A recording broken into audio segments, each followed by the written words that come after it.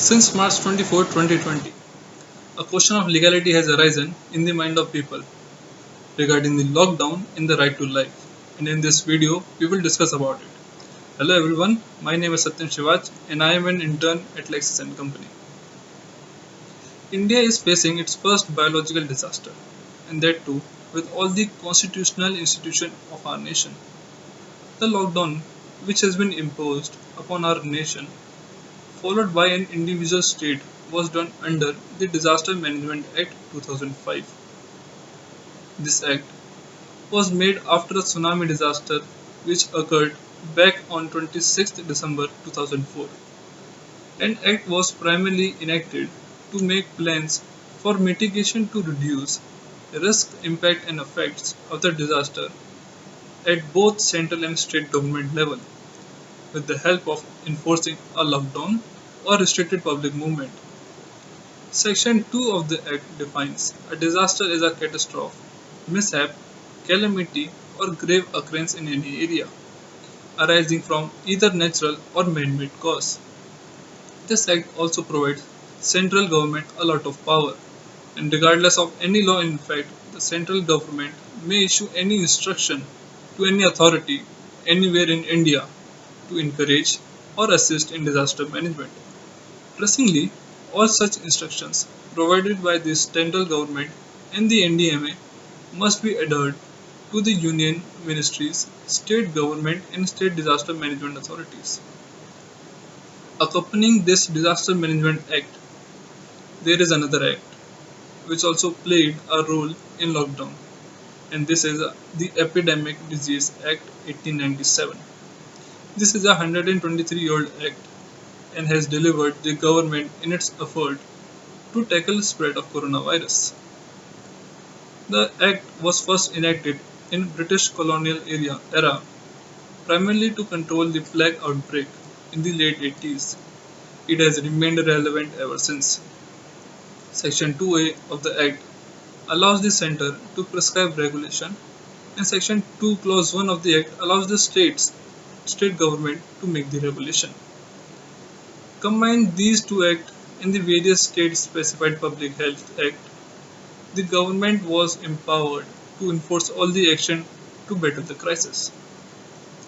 Now let's talk about the Ambit of Disaster Management Act 2005.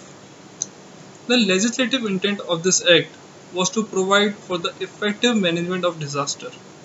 The National Disaster Management Authority under this act is a nodal central body for coordinating disaster management, being the Prime Minister as its chairperson.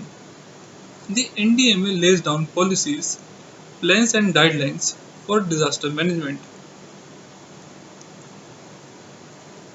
Similarly, state, district and local level disaster management authorities were also established and were manned by high functionaries.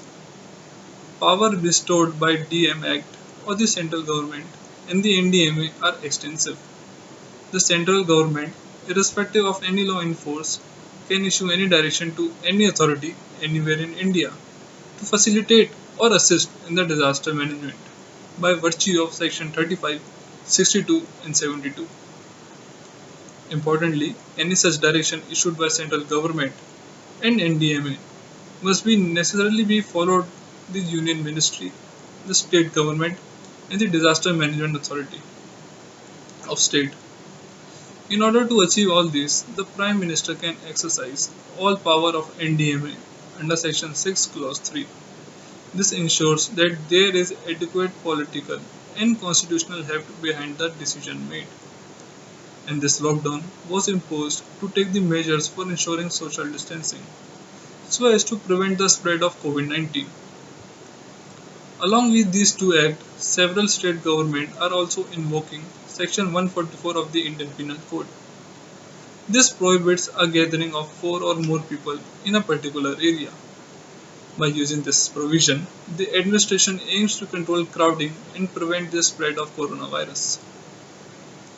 At last, I would like to conclude by saying that as far as the lockdown is concerned, right of life being the most essential right takes primarily over all the other right in a scenario like COVID-19. The two other fundamental rights which are primarily getting affected are fundamental rights to move throughout the territory of India and fundamental right to practice any profession or to carry on any occupation, trade or business.